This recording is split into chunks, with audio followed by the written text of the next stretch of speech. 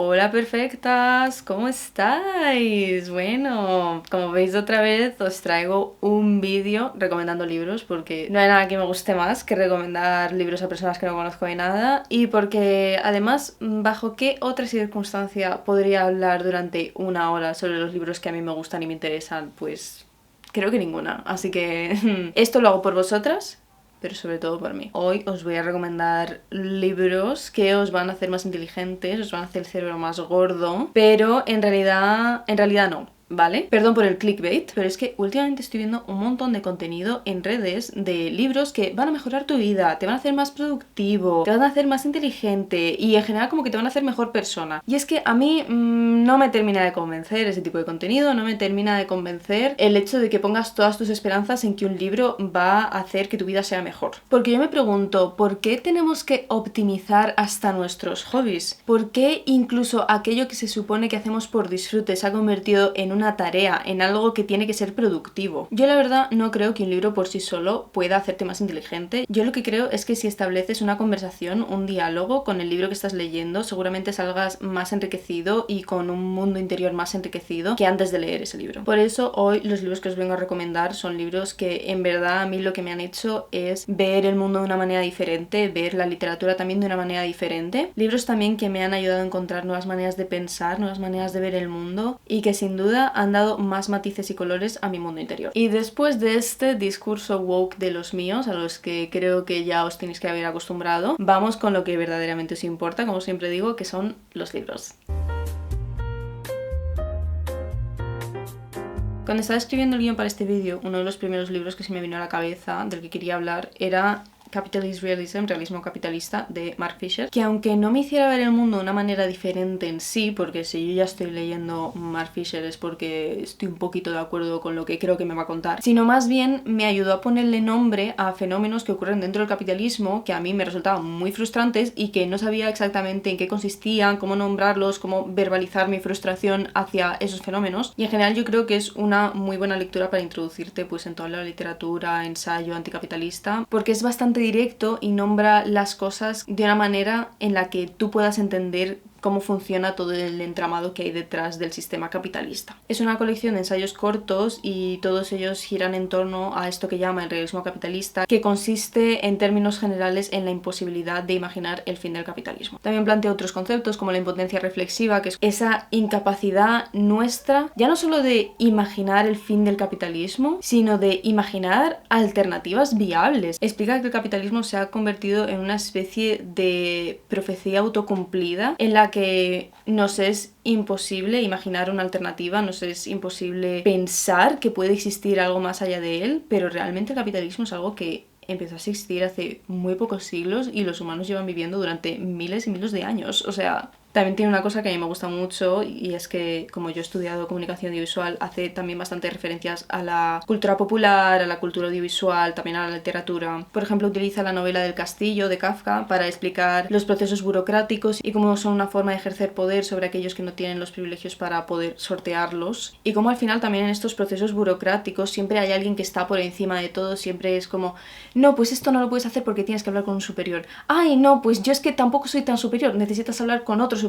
Y al final, ¿quién es la persona más superior de todas? O sea, ¿con quién tenemos que hablar para, no sé, conseguir la clave PIN? Esto es mi beef personal con la clave PIN. Pero sí, esa analogía que hizo con el castillo de Kafka y la burocracia es algo en lo que pienso mucho. O sea, cada vez que tengo que hacer un proceso burocrático, digo, esto es algo súper kafkiano porque es como que nada tiene sentido y todo resulta frustrante y estás como yendo todo el rato en círculos. Y luego también habla, por ejemplo, de cómo el punk rock ha sido apropiado por el capitalismo, cómo la protesta es apropiada por el capitalismo. Por ejemplo, Nirvana tocando en MTV. Nirvana se supone que era un grupo pues de protesta, de anticapitalismo y de repente se convierte como en una estética propia del capitalismo. Es algo muy desesperanzador porque te hace creer que el capitalismo es capaz de apropiarse de todo, incluso de la protesta contra él mismo, y que la única forma de protesta que existe bajo el capitalismo es comprar los productos adecuados. Lo cual es verdad, ¿no? Te hace sentir muy impotente, que al final no tienes ningún tipo de herramienta ni método para luchar contra un sistema que es capaz de reapropiárselo todo para sacar rédito y beneficio económico. Pero bueno, es que en general este libro no es muy esperanzador. El pobre Mark Fisher se suicidó en 2017. Es difícil encontrar esperanza en este pequeño y corto libro. Pero dicho todo esto, y quizás es porque yo soy demasiado idealista, yo creo que el optimismo también es una de las formas de resistencia que tenemos al alcance de nuestra mano, porque si elegimos desesperarnos y creer que no hay ninguna alternativa al sistema que se nos propone, entonces el status quo, el sistema ya ha ganado. Creo que tenemos que tener esperanza en un futuro mejor y creo que tenemos que intentar llegar a ese futuro mejor, obviamente, tomar pasos activos para llegar a ese futuro mejor, pero aún así creo que esta es una lectura esencial para entender cómo funciona el engranaje del capitalismo por detrás. Creo que además es una lectura muy accesible, que sintetiza la información muy bien y que además la acerca al lector a través de eso, referencias culturales. Y yo creo que sobre todo si estás intentando como empezar a leer filosofía o teoría política anticapitalista, es un muy buen lugar por donde empezar. No sé qué he dicho. He dicho muchas cosas, pero bueno, algo sacaré. Cambiando completamente de género, hoy quería hablar de Panza de burro, uno de mis libros favoritos. Me encantan los libros acerca de amistades femeninas. No sé si os habréis dado cuenta por eso de que me encanta La amiga estupenda, pero Panza de burro es absolutamente increíble. Creo que este fue uno de los primeros libros que leí y que desafiaban como esta concepción de que la oralidad no tiene cabida en la literatura. Andrea Abreu escribe como hablarían dos niñas de Tenerife, con su dialecto, con sus expresiones, con su manera de expresarse en general. Creo que algo que también me llamó mucho la atención de este libro es que hace un retrato de la infancia sin tapujos. Muchas veces tenemos como una imagen muy idealizada de la infancia, de que los niños son seres puros, que no realizan ningún tipo de acto de maldad ni ningún tipo de acto que resulte incómodo a la mirada adulta, pero este libro demuestra justo lo contrario, pone la mirada en todo lo escatológico, desagradable, cruel que hay en la infancia, pero al mismo tiempo lo trata todo con una ternura tan abrumadora, una ternura que hay entre las dos amigas que, ¡uy!, es que es tan bonito. También al ser un libro que leí cuando aún estaba volviendo a la lectura, después de unos años sin leer demasiado, me sorprendió que la forma de narrar se saliese mucho del canon, no tuviese una línea narrativa o argumental súper definida, sino que más bien te contase momentos de la infancia de estas dos niñas sin preocuparse demasiado por una estructura narrativa que llevase a un punto y luego llevase a otro y que luego todo acabase en un clímax, bueno, sí, lo típico, la estructura narrativa y demás. Ahora ya he leído más libros que utilizan este tipo de estructura o este tipo de no estructura y me he dado cuenta de que es algo que tampoco es tan revolucionario o algo que inventase Andrea Abreu, pero sí que fue de los primeros libros que me hizo darme cuenta de eso, de que había formas de narrar más allá de lo que siempre nos habían contado que se supone que tiene que ser una historia. Y aquí voy a referenciar un poquito a Ursula K. Le Guin, y es que tiene un pequeño ensayo llamado La teoría de la bolsa de ficción, y básicamente en él nos cuenta que siempre nos han dicho que tenemos que contar las historias como si fuesen una lanza, ¿no? Como si tuviese un punto al que tuviese que llegar, un punto en concreto al que tuviese que llegar, pero que hay otra forma de contar historias que se asemejan más al recoger cosas y ponerlas en una bolsa, ¿no? Recoger relatos, recoger momentos, recoger experiencias y meterlos en una bolsa, y que en esa bolsa se forme una narrativa que, aunque no tenga un principio, medio y fin, también nos aporta cosas y nos cuenta cosas y nos enriquece como personas, básicamente.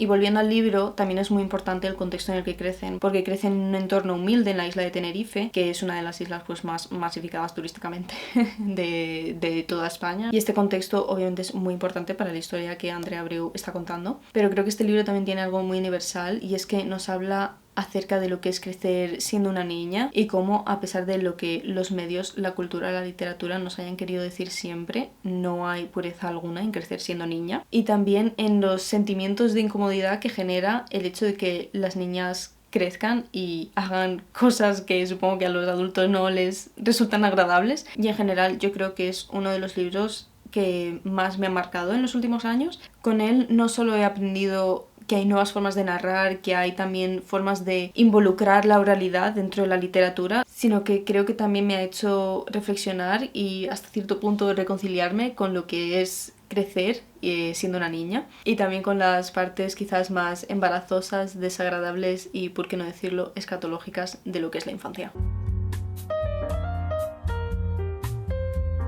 De este siguiente libro os hablé un poquillo en mi blog en Reino Unido, pero todavía no había terminado el libro. De hecho, me había leído a lo mejor como 30 páginas y me estaba basando mucho pues en cosas que ya había leído anteriormente de esta misma autora, pero es Braiding Sweetgrass de Robin Wall Kimmerer. En español me parece que lo tradujeron como Una trenza de hierba sagrada, pero corregidme si no estoy en lo correcto. Este es uno de los libros que más tiempo me ha llevado a leer. Creo que he tardado como 2 meses en leérmelo, porque como eran ensayos, como que me leía uno y luego estaba 3 días sin leer y luego me leía otro y estaba otra vez una semana a lo mejor sin leer. Pero como podéis ver, a mí es que no me importa doblar las páginas, pero sí, están bastantes cositas marcadas porque es que dice tantas cosas muy bien. Y bueno, como ya mencioné un poquillo en ese blog, Braiding Sweetgrass es una colección de ensayos acerca de botánica, ecología, conocimiento nativo americano. Robin Wall Kimmerer habla mucho acerca de la necesidad de establecer una relación de reciprocidad, obviamente entre nosotros, pero también con la naturaleza, con el entorno que nos rodea, y también de democratizar nuestras relaciones con los seres no humanos. Obviamente, al tratarse de una colección de tantos ensayos, cada uno trata cosas diferentes. Hay algunos que abordan muy bien lo que son las instituciones académicas y sobre todo aquellas relacionadas con el ámbito científico, y como muchas veces no dejan espacio a las cuestiones humanas. Por ejemplo, hay un ensayo en el que habla de cómo ella decidió estudiar botánica porque había 2 flores en particular que siempre crecían juntas y ella pensaba que se veían muy bonitas juntas y quería saber por qué esas flores que se veían tan bonitas juntas crecían juntas, y su primer profesor de universidad le dijo: eso no es algo que vayamos a estudiar, esa no era una cuestión que debiese estudiarse por la ciencia. Pero luego ella habla de cómo realmente sí que lo es, que la ciencia también tiene que estudiar lo humano y tiene que acercar la naturaleza a la humanidad, ¿no? Que a veces también esa barrera del lenguaje científico es lo que hace que mucha gente no pueda acercarse a la naturaleza que le rodea o acercarse a cuestiones relacionadas con la ecología, con la botánica. Pero yo creo que sí que hay un tema que está muy presente en casi todos, por no decir todos, los ensayos de este libro, y es como el colonialismo y el capitalismo ha roto las relaciones de los humanos con la naturaleza, en concreto en Norteamérica, pero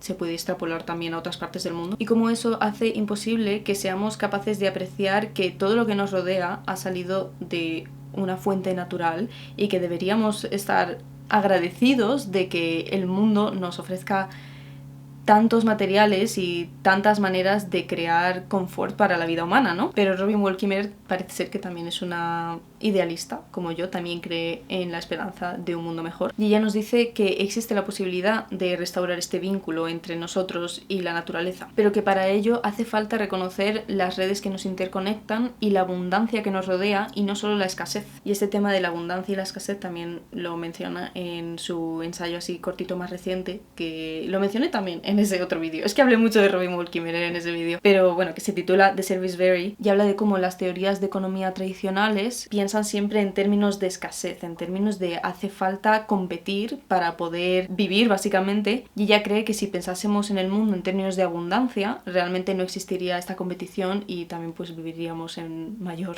sintonía entre nosotros y todo lo que nos rodea en general. La verdad es que creo que con mis palabras no le estoy haciendo justicia a este libro, porque habla de tantísimas cosas tan interesantes. Sí que así de primeras a lo mejor parece como una fricada máxima, ¿no? Estar leyendo un libro acerca de botánica y conocimiento nativo americano viviendo además en España, pero creo que también por ello, por estar tan alejado de mi realidad, yo no tengo ni la menor idea de plantas, nunca se me han dado bien las ciencias, de hecho, pero lo que yo creo que también es muy importante de este libro es que pone en el mismo plano y relaciona el conocimiento indígena con el conocimiento científico, del que ella también tiene bastante idea porque tiene literalmente un doctorado en botánica, y al final yo creo que esto también es una manera muy interesante y matizada de mirar el mundo, ¿no? Porque siempre tendemos a pensar que la ciencia va por un lado y el folclore va por otro, pero en muchas ocasiones acaban estando unidos de una manera o de otra, ya sea por intuición o por observación. Hay muchas cosas que luego demuestra la ciencia y que indígenas llevaban haciendo durante siglos porque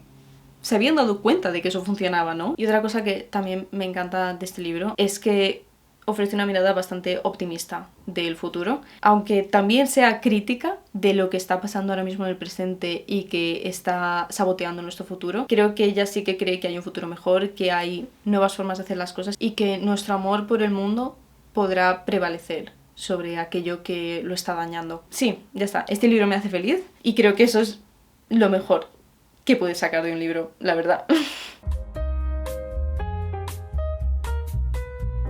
Y ahora nos volvemos a adentrar en la ficción con el siguiente libro, y es Maniac, o Maniac, no sé cómo se pronuncia en este contexto. Maniac es una novela de ficción histórica que nos cuenta la historia de 3 hombres, 3 maníacos, qué inteligente soy, en diferentes puntos de la historia reciente que definieron el desarrollo de la inteligencia artificial. Aunque cuente la historia de 3 hombres, realmente se centra sobre todo en John von Neumann, que era un genio del siglo XX, que de hecho jugó un papel muy relevante para la inteligencia de los aliados durante la Segunda Guerra Mundial. Bueno, el tío era muy inteligente, pero también era una mierda de persona, como suelen ser la mayoría de genios, he de decir. Y este hombre, John von Neumann, tenía el deseo desde la infancia de crear algo más allá de lo humano. Y este deseo yo creo que también es potenciado por la Segunda Guerra Mundial, por el hecho de que John von Neumann viera como lo peor de la humanidad, en plan gente queriendo cometer un genocidio contra millones de personas, y dice pues sí, quizás estaría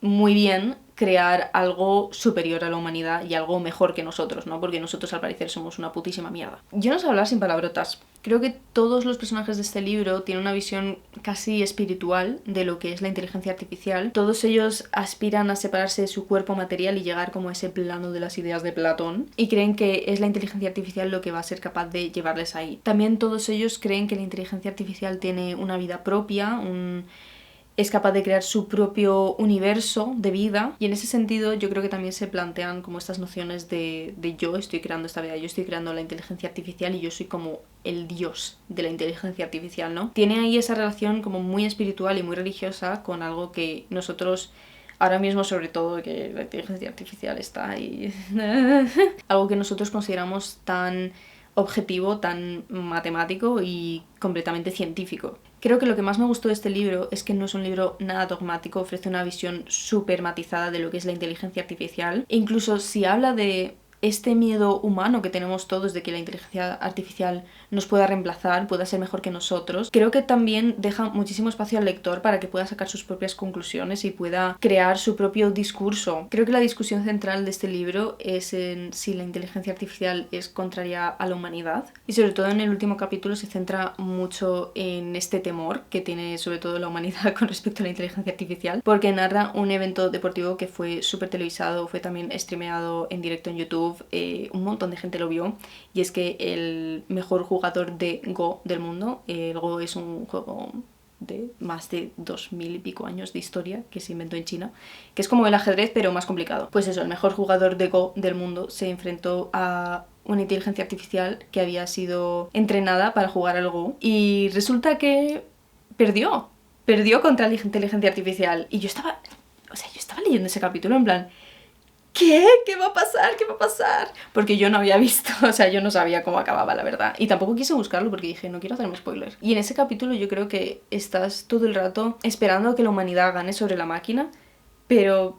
Y creo que sobre todo me dejó con una pregunta, y es ¿qué nos hace humanos? ¿Qué nos diferencia frente a una máquina? Y sé que es el hecho de que tenemos sentimientos, emociones y un tipo de pensamiento abstracto que una máquina de momento no puede tener. Pero sí que me dejó con una sensación agridulce, y también me dejó pensando acerca de la inteligencia artificial de una manera diferente. Quizás con una visión menos de blanco y negro, aunque yo sigo siendo obviamente muy crítica de la IA generativa, especialmente por... muchas razones que supongo que ya sabréis, pero sí, yo creo que es un buen libro para cuestionarnos un poco qué es lo que nos hace humanos, qué es lo que buscamos en la inteligencia artificial, hacia dónde nos va a llevar esta exploración de la inteligencia artificial. Fue una lectura que además me sorprendió mucho porque yo pensaba que iba a ser como mucho más aburrida, pero me tenía súper enganchada. Y sí, no sé, este tío además sabe cosas. Este tío sabe cosas. Tiene también otro libro que se llama Un verdor terrible, que me gustaría bastante leérmelo. Y bueno, ya... por si os queréis fiar de alguien externo a mí, este libro ha ganado bastantes premios, ¿vale? En plan, es aclamado por la crítica. Así que esta recomendación tiene el apoyo de críticos literarios y esas cosas, que bueno, no sé si creéis en los premios literarios y ese tipo de movidas, pero están ahí y a veces tienen razón. Y ya por último vamos con el que creo que ha sido mi libro favorito este año. He leído muy buenos libros este año, ha sido un muy buen año de lectura, pero este es uno en el que no he dejado de pensar en ningún momento de mi vida desde que lo leí, y es doppelganger de Naomi Klein, otra mujer con la que tengo una relación parasocial. Me encantaría conocerla. Sé que tiene un email al que le puedes escribir en plan, pues supongo que para ofrecerle algún trabajo o algún tipo de conferencia, pero yo a veces pienso, y si le escribo y le digo, hola, ¿quieres hablar? ¿Puedo hablar contigo? En plan, ¿puedes decirme cosas y yo simplemente escucho? Y a mí me encanta hablar, ¿eh? Y a mí se me da fatal escuchar, pero yo a esta mujer la escucharía día sí, día también. Doppelganger parte de una experiencia vital que ha tenido Naomi Klein, y es que ella la confunde mucho con Naomi Wolf, que es también una mujer académica que ha escrito libros acerca de, sobre todo de feminismo, pero también de lo que son pues las instituciones y cómo nos controlan y bla bla bla bla bla. El caso es que Naomi Wolf hace más de una década o así era una mujer muy prominente, sobre todo en el discurso feminista liberal, pero en los últimos años ha tenido como un cambio hacia esferas conservadoras, hacia esferas sobre todo también de la conspiración. Y Naomi Klein, que es una periodista de mucho prestigio, que todo lo que escribe y todo lo que publica tiene un montón de investigación detrás y tiene un montón de fuentes detrás, cuando le confunden con Naomi Wolf, le da un algo. Porque dice, es que no puede ser que a mí me confundan con una mujer que cree que nos están fumigando los aviones comerciales que pasan por el cielo. Pero al mismo tiempo también se da cuenta de que esto responde a una tendencia global en la que se está generando una especie de mundo espejo en el que la realidad está deformada. A través de esa experiencia personal suya, Naomi Klein contextualiza todos los cambios políticos y sociales que se han producido en los últimos más o menos 10 años y sobre todo los centra mucho en lo que fue la pandemia, lo que fue el COVID y cómo eso también generó un clima político y social muy particular y muy definido por lo que es la crisis humanitaria en general. Habla mucho de cómo con el COVID se potenciaron muchísimo las teorías de la conspiración, sobre todo las preocupaciones porque nos están controlando, por la falta de privacidad, también la preocupación por los cuerpos, ¿no? Por estar sanos. Y respecto a este ambiente conspiranoico, Naomi Klein dice algo que a mí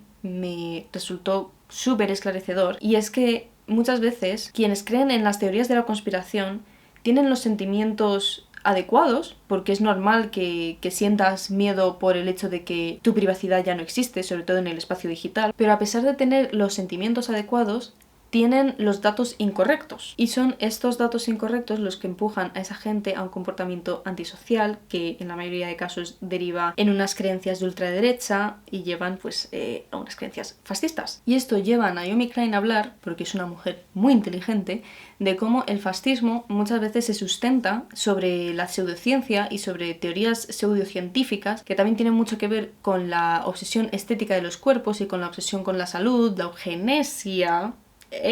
Importante, ¿eh? Y cómo esta obsesión estética de los cuerpos y cómo esta obsesión con la salud y con lo que consideramos que es el ser humano óptimo se acentúa cuando llega la pandemia, cuando llega el COVID, cuando tenemos miedo de que nuestros cuerpos no estén lo suficientemente sanos. Y como mucha gente le lleva a pensar que aquellos que murieron, por ejemplo, durante la pandemia, pues que era selección natural, que eran cuerpos que ya estaban defectuosos de antes y que el COVID simplemente se los llevó y que por eso pues no hace falta vacunarse porque ellos están sanos, ellos están completamente bien. ¿Para qué va a hacer falta vacunarse si las vacunas además te dan autismo? Parece que estoy hablando de muchas cosas a la vez, pero es que este libro es así y luego ella las hila tan bien. Obviamente Naomi Klein también habla de cómo esta obsesión por la salud y los cuerpos y estar sanos se manifiesta pues en las redes sociales, por ejemplo, ahora con el auge de contenido en el gimnasio y de mejorar tu vida y de también el contenido de dietas, de la dieta carnívora, la dieta de no sé qué, bueno. Es que habla de muchas cosas y todas esas cosas están tan interconectadas y a mí me hizo ver, pues eso, que al final incluso aquellas cosas que parecen completamente inocentes, como lo que digo, el contenido en el gimnasio en Instagram, muchas veces pueden tener detrás una ideología relacionada con el fascismo, con la eugenesia, que nosotros así de primeras pues no nos damos cuenta. Pero bueno, Naomi Klein también habla de muchas otras cosas en este libro. Por ejemplo, también habla de cómo muchas veces la razón por la que la gente menos privilegiada acaba en este mundo espejo, en este mundo que distorsiona la realidad, es porque la izquierda también ha fallado en saber incluir a este tipo de colectivos en su discurso, en saber cómo encontrar soluciones a sus necesidades y en saber cómo hacer más accesible a lo mejor el discurso de la izquierda, sin ser yo anti-intelectualista ni nada de esto. Creo que muchas veces los espacios de izquierdas se centran más en tener la verdad y en utilizar las mejores palabras para expresar esa verdad, y no tanto en ofrecer soluciones para aquellas personas a las que se supone que quieren ayudar, ¿no? Creo que Naomi Klein habla mucho acerca de la compasión humana, de la necesidad de tener compasión por los demás y de intentar crear puentes para intentar conectar, para intentar que la gente no caiga en este mundo espejo. Y aunque Naomi Klein no sea tan whimsical como Robin Wall Kimmerer, también ofrece una visión esperanzadora de lo que es el futuro de la humanidad. También cree que nos podemos salvar y que nos tenemos que salvar entre nosotros. En general creo que es una lectura espectacular. Yo se la recomendaría a cualquier persona con un mínimo de interés en lo que sucede a su alrededor, sobre todo en el contexto social y político. Y es un libro del que también hablo muchísimo, sobre todo con mi novia, porque se lo leyó antes que yo y estuvo durante meses insistiéndome que me lo tenía que leer. Y yo en plan, sí, tal, me da un poco de pereza, no voy a mentir. Y luego ya cuando me lo leí dije, ¡ah! Tenía razón, es espectacular. En fin, que os lo leáis. Ya está, no tengo nada más que decir. Que os lo leáis, que está muy bien, que es increíble. Y pues nada, hasta aquí el vídeo de hoy. Espero que os haya gustado. A mí me ha gustado mucho grabar este vídeo. Me encanta hablar de libros que me encantan y todos estos libros me han encantado. De nuevo, no sé si son libros que os harán más inteligentes, no sé si eso existe, pero para mí sí que son libros que me han hecho ver el mundo de una manera diferente, más compleja, con muchos más matices, y que también me han enriquecido mucho por dentro.